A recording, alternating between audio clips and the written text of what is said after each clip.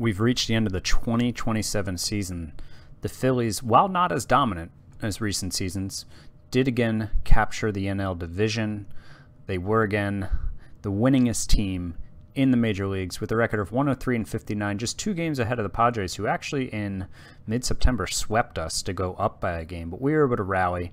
I think we went on like an 8 or 10 game winning streak after the Padres swept us. We got pissed.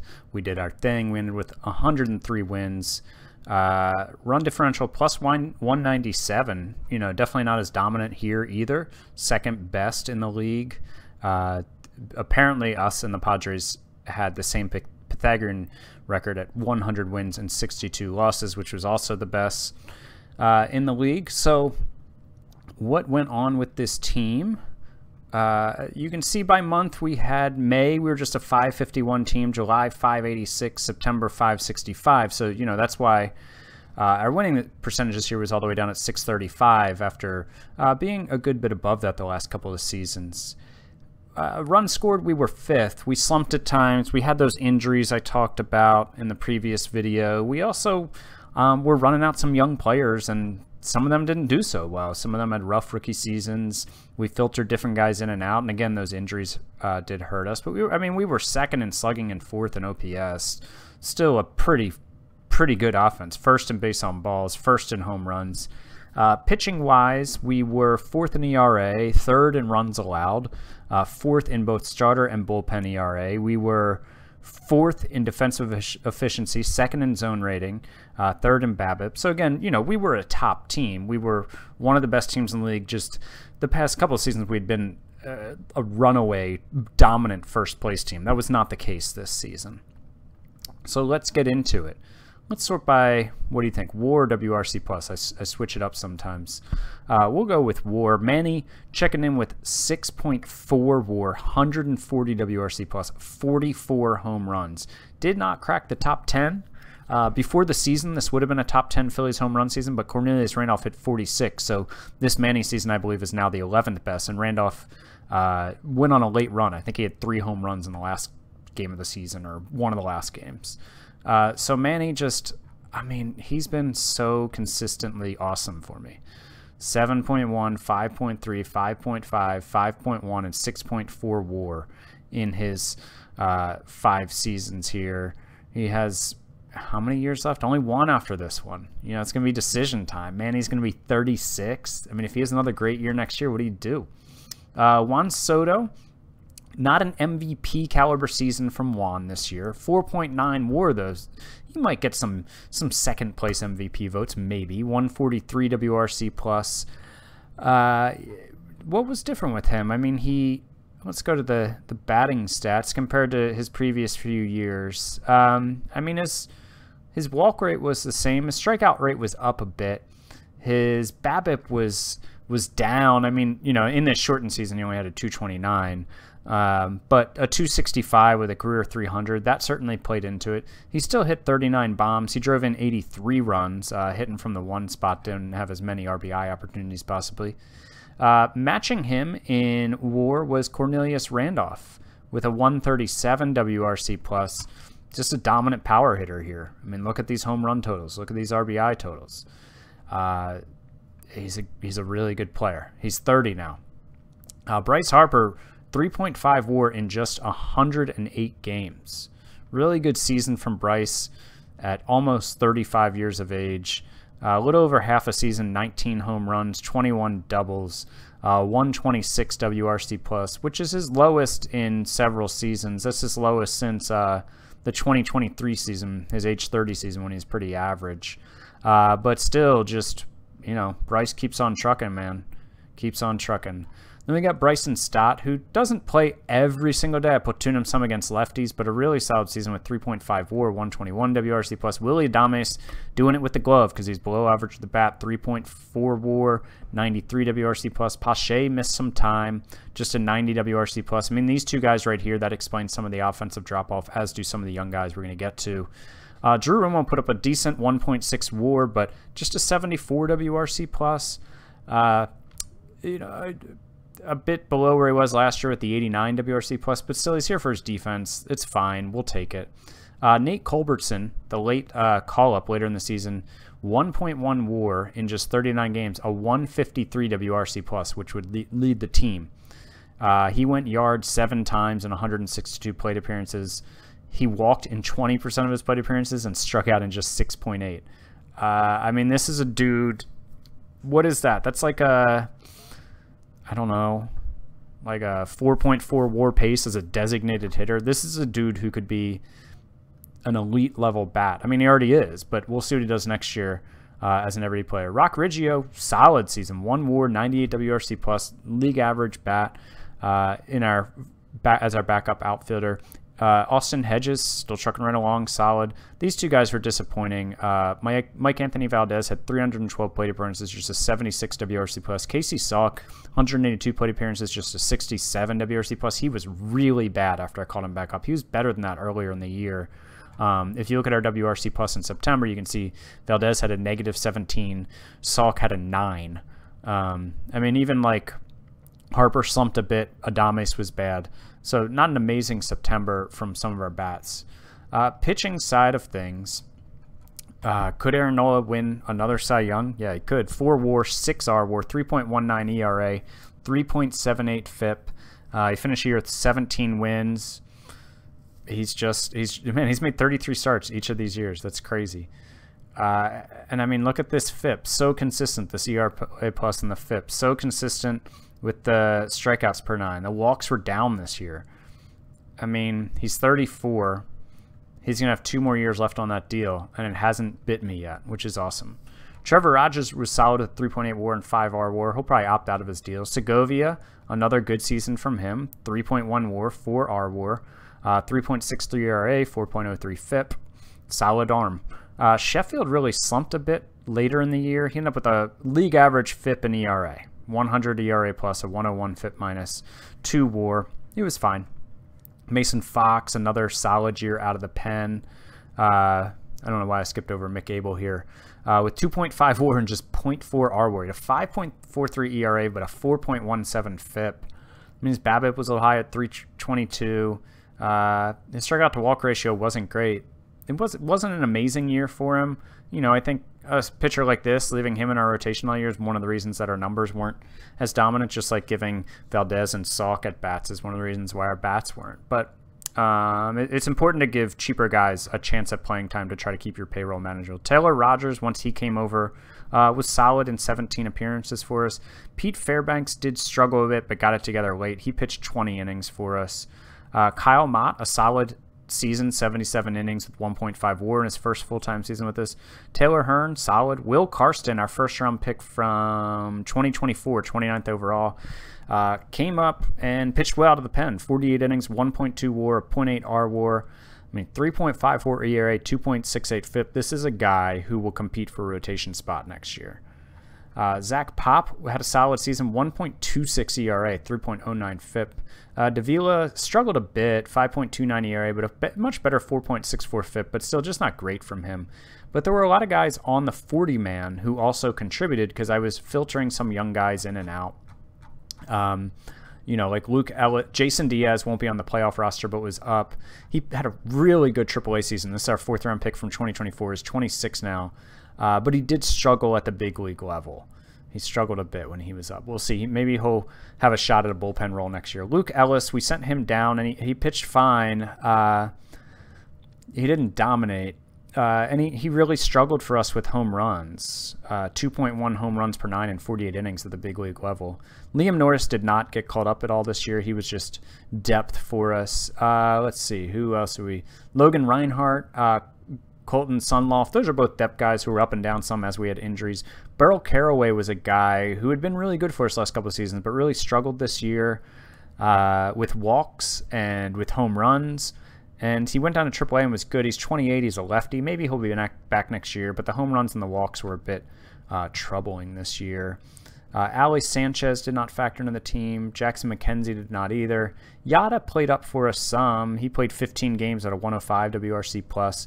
Delandry did not follow up his last year with a very good year this year in either AAA or the majors after he came on the scene and put up a 141 WRC+ for us last season in 55 games. But 59 WRC plus in AAA, 66 at the major league level. Really bad season for him. Disappointing. Nicolas Perez is a guy who could be a utility guy for us next year.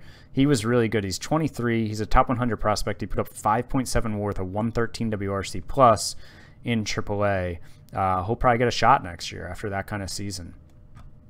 And Enrique Bradfield, of course, is our first-round pick from 2023, who got in 198 plate appearances with an 81 WRC plus. He put up a 159 WRC plus in 46 games in AAA. He did miss some of the end of the year being hurt. Prospects and all that we'll do another time. And let's look at how the season ended with statistics here. Anything jump out? Wow, Jose Iglesias at the age of what? 37, led the league in hitting with a 340 average. Acuna leading the league in home runs, beating out Randolph and Machado. Brandon Gonzalez leading the league in RBI. Randolph and Machado both getting up there. Soto up there in OPS. Randolph and Machado up there in slugging. Soto up there in on base. Fernando Tatis putting up 9.3 WAR and Acuna with 9.2. Geez, and then Seager with 8.4. All of these guys are National League. Wow. National League strong. Jeez. Jung-Hoo Lee, our old friend who we traded, led the league in hits. He had a solid season, but he didn't make the playoffs. Randolph, 5th in runs. Adame, 6th in triples. Soto led the league in walks. And Randolph up there in extra base hits. Yeah, I mean, a lot of the names you'd expect. Soto, Randolph, Machado. I don't think Bryce had enough at-bats to qualify. Pitching leaders. We got Nola up there, 4th in ERA, 1st in wins. He's not on the WAR leaderboard. Trevor Rogers, 6th in innings pitched. Strikeout to walk ratio, Trevor Rogers is up there. Also up there in Ks per 9 as well as Segovia with 10.3. Let's see, anybody else? Whip, Rogers, and Nola both up there. ERA plus, Rogers is 3rd. Rogers 2nd in E-WAR. I don't know. I think he could win the Cy. I really think he could. Mason Fox with 27 holds as our stopper, who can't really pitch 2 innings. He comes in and pitches about an inning and a third and then hands it off. So yeah, so that is the regular season. We will now face the Dodgers.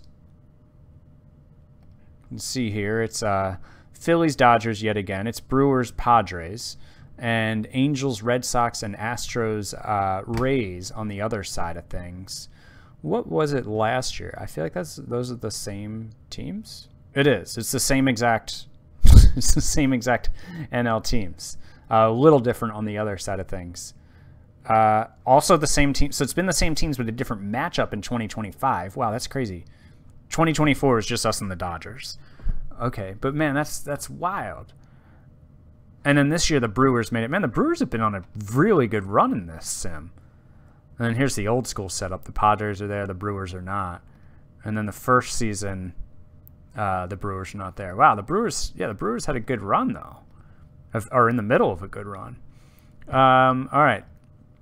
So let's check out the Dodgers. So they finished 4th in runs scored, 4th in runs allowed, 4th place. Lots of 4s here. Let's check out just their WAR leaders. Seager, dominant. Bellinger put up 5.1 WAR in 90 games. Goodness gracious. Lux in 113 games put up 2.9 WAR. Arenado's there. He's at the end of his career, it seems. Pitching, Forrest Whitley put up 2 WAR, 3 R WAR for them. Anybody do better than that? No. So their pitching really doesn't.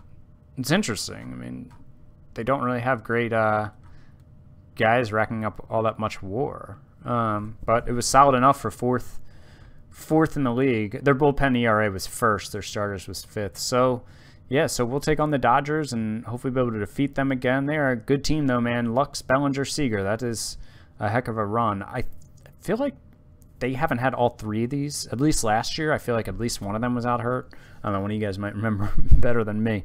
But let's go ahead and see how we can do against the Los Angeles Dodgers. The Phillies are going back to the World Series. Took 7 games to knock out the Dodgers. Those pesky Dodgers once again, huh? And then we swept the Brewers. And now we, for the 2nd straight season, will face the Red Sox. in the World Series. Quick little backstory on how we got here. When was game 1 against the... Let me go back here. So we closed the season with 3 against the Dodgers. And then we played them. We opened game 1. We lost 11-4. This is the first year where I didn't control all the playoff games. I simulated some. I did go in and play game 7 against the Dodgers because that was the first time we were facing elimination. I think that's going to be my thing. I think when we face elimination. So Culbertson was the star. He had a home run, 2 singles, a walk, 3 RBIs. Again, this is a guy that I drafted in 2025, 7th round, 217th overall. Heck yeah, buddy. And then that's the only extra base hit, was his hit. We had 8 hits. I'm saying Culbertson was the star because I'm reading it here, but also we lost 11-4, so he wasn't really the star. Nola got knocked around. Karsten got knocked around. Fox got drilled. Yeah, not a great opening game. But then we came back and won the next game 5-3. Machado had a 2-run homer. Stott had a 2-run double. Segovia went 4 innings for us and pitched okay, early hook, and then the bullpen shut it down. Good job, bullpen. Stott had a double. Machado the home run. Those are the only extra base hits again. This game, 4-2 in 10 innings. Stott had a 2-run walk-off homer for us in the 10th. Each team's put up 2 in the first, and then it was scoreless until the 10th. Juan Soto had a solo home run for us. Pache had a double. Rogers pitched 6 1/3, strong, 7 Ks, 3 hits, a walk, 2 runs. And then good pitching from Hearn, Fox, and Fairbanks. So then we went to LA. We lost 9-8. Disappointing if we put up 5 runs in the top of the 9th, then we blew it. This was an extremely questionable decision to put in Burl Caraway, who was basically the bottom middle reliever on my team, and I had to avoid high leverage, and he was in to blow that game. I guess because they figured we were down like 8-3, and that's not high leverage, but then they left him in the 9th too. I don't know, man.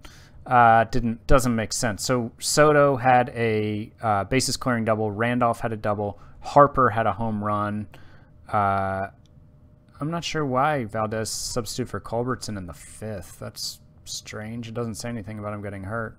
It's a weird pinch hit or substitution there. Yeah, very strange. Anyways, then we came back and we won 9-1.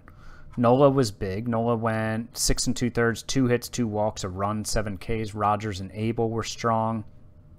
Culbertson had a 2-run homer. Soto had a 2-run homer. Randolph had a solo home run. Pache, Adames, and Harper all had doubles. And then we came back and we lost the next game 4-3. We went down 4-0. We tried to rally. We couldn't. Seager had a RBI double. Seager had a 3-run homer. That's how they got their runs. Machado hit a 2-run homer in the 9th. That was not enough for us. Romo had a double. Segovia went 6 innings, 6 hits, no walks, 5 Ks, 4 runs. And then in Game 7, we annihilated them with PF Pat Holden back at the helm, behind, pushing all the right buttons. So we were down 1-0 in the 5th, and Harper came up with 2 outs and 2 men on and gave us a 2-1 lead with an RBI double, and then Harper hit a grand slam later in the game to really put the game away. We ended up winning 13-2. Nate Culbertson did get series MVP, though, a .435 average, a .500 on base, 2 home runs, 7 RBI, 4 runs scored. He had a .1239 OPS in that series, but Harper 2 for 5 with 6 RBI. You'll love to see it. Doubles from Culbertson, Romo, Adames had 2, Harper, Randolph, Pache, home runs from Romo and Harper.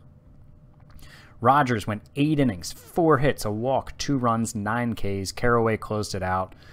And we went on to take on Milwaukee, where we won the first game 3-1 on the back of a 5 1/3 shutout innings from Aaron Nola, 3 hits, 2 walks, 6 Ks. We had doubles from Pache, Romo, and Machado. We had 2 RBI from Pache and RBI from Cornelius Randolph. And then we blew them out the next game, 9-1 at home. The home crowd loved it. Bryce Harper, 2 solo homers, continuing his strong postseason. Randolph had a home run. Romo and Adames had doubles. Sheffield, 6 shutout innings. Mott came in and got the save with 3 innings, 6 Ks, and a run over those 3 innings. Next game, we went up 6-1. Segovia, once again, strong, 6 1/3, 2 hits, 3 walks, 7 Ks, no runs. Bryce Harper went deep again. Culbertson went deep again. Adames went deep. Stott went 2 for 4. Harper, the 2 for 5 with the 3 RBI. Just another great effort for us. And then we won in 10 innings on a walk-off walk. Pache walked in the winning run, or he was at the plate. Michaela was on the mound to walk in the run, and we won 3-2. Bryce Harper, series MVP for the NLCS, 412 batting average, 474 on base, 3 long balls, 5 RBI, and 4 runs scored in the game, or in the series, despite an 0 for 5 in the final game. No multi-hit games. A double from Pache was our only extra base hit. Taylor, again, strong. 6 innings, 5 hits, a run, no walks, 8 Ks. Bullpen was good, but Taylor Hearn is out for an unknown amount of time. Well, he's day-to-day with moderate effect on throwing, sprained ankle. I think I'm going to leave him. With the unknown, I'm going to leave him in for the World Series. I've got enough pitchers, and he's my best lefty. It sucks to have him out. But we now go to Boston. And we've got, Vasquez, Casas, Arroyo, Bogarts, Khalil Watson. Similar team to last year. Trey Turner, the DH. Yeah, pretty similar team to last year. Thatcher Hurd, of course, their second-round pick, still their #1 starter. Shane Baz is there. Tanner Rainey is their closer. Interesting. Cool. Making $1.1 million as their closer. So yeah, so we'll take on the Red Sox again. Hopefully we can make it 3 straight World Series. But yeah, the Phillies are rolling. Looking for the three-peat. I'm not sure I've ever done 3 in a row, to be honest. I've done 2 in a row before. I think I've done 3 of 4 World Series in offline sims. I don't know that I've ever won 3 in a row. I don't take full responsibility for the loss, though, since I'm not going to manage the games. No, just kidding. All right, so we're going to go get the Red Sox. Folks, we've done it. We've won 3 World Series in a row. The Phillies down the Sox 4-1. Came out with a 3-2 win in Game 1 on the back of Aaron Nola, man. 6 2/3, 2 runs, 2 walks, 6 Ks. We had a home run from Bryson Stott. We had doubles from Culbertson, Machado, and Randolph. And we were on our way. And in the next game, we won 5-4 in 10 innings. Bryce Harper with the walk-off. Love it. I love seeing him do stuff this late in his career in this Philly sim. So it's like, I don't know, he was kind of... Harper's not even my favorite player. Like, I don't know. I liked him more since doing this sim, I feel like. But I think he's just an entertaining player, and it's fun to see him do well. Culbertson had a 3-run homer in this game. Always fun when your draft picks come up and contribute in big games, too. Looks like Randolph drove in a run. Harper drove in a run. Juan Soto here struggling. 146 average in the postseason. A 601 OPS. A 259 slug. What's going on?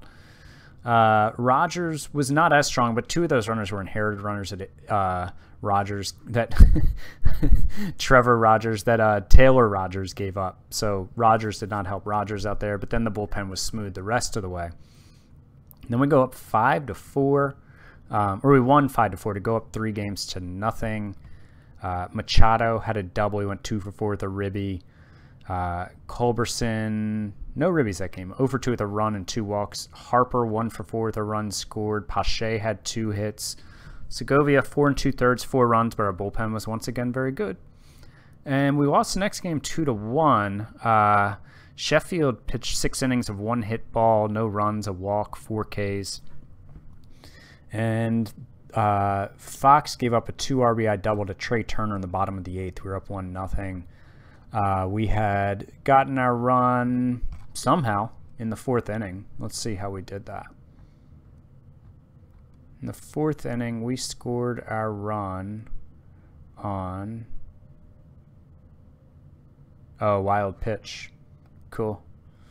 That would have been someone who won a game 1-0 to win the World Series on a wild pitch, with a run scored on a wild pitch. And then we just came out pissed off in Game 5. We won 16-3.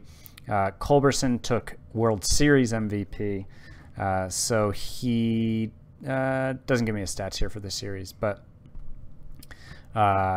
in this game, everybody had a hit. So Harper 2 for 6, Soto 1 for 5 with 2 ribbies.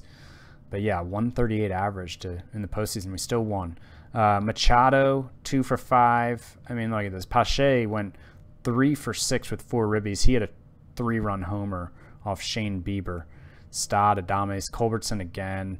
Romo, Nola 6 1/3 strong, 7 hits, a walk, 3 runs, 3 Ks. Karsten came in and threw 2 2/3 shutout ball, and we've done it, folks. We've let's see, does it have our champion X here yet? Or no, you have to go to the off season.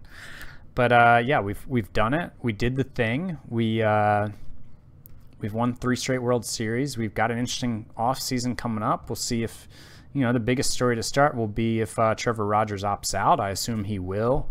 And can we afford to keep him? It's going to be tough, but I'd love to. Love to keep an ace around.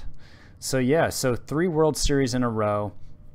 The thing that I'm really having fun with now is, one, guys like Culbertson, Salk, Bradfield, the guys that I drafted coming up, as well as in the, you know, the leaderboards, the all-time leaderboards, like let's see, Soto is 6th in all-time on base. Slugging percentage, we've got Randolph and Manny, and Soto is leading the way. OPS, Soto is 1, Randolph is 10. Career WAR, nobody's there yet. Let's see, home runs. So home runs, Bryce is 7th now with 225. So you need 216 to get on the leaderboard as a Philly. Manny has, as a Philly, 204, so he'll get up there next season. Randolph has 198, so he should get up there next season. So that's really kind of what's fun for me right now, is just the young players that I drafted coming up, and then the guys like Randolph, Machado, Harper making runs up the leaderboard. We've got, I think, 4 more years of Bryce's contract. Is that right? Yeah. So 28 through 31. So I'm at least going to play those out, and then we'll see from there what I end up doing with the sim. Got a bunch of expensive guys in arbitration between Randolph, Segovia, Stott. Mason Fox is getting expensive. So we'll see what we do. I think, you know, it could be tweaks like last season where we move out some guys. Actually, it's more than tweaks last offseason. Well, I mean, it was one big trade, but I moved out some salary to be able to keep bigger guys. So if like Rogers opts out, will I trade a guy like Fox to open up $4 million to throw towards Rogers? Things like that. We'll see. We've got, it's Manny's last year of his deal. Hard to believe. Hard to believe. The time flies when you're having fun. So we got an option here on Justice Sheffield we'll have to think about. I will talk about all this in our off-season planning episode, which will be next. But your Phils are 3 straight World Series champs, and we're going to go into the off-season looking to make it 4. Thanks for watching, everybody. Talk to you next time. Bye.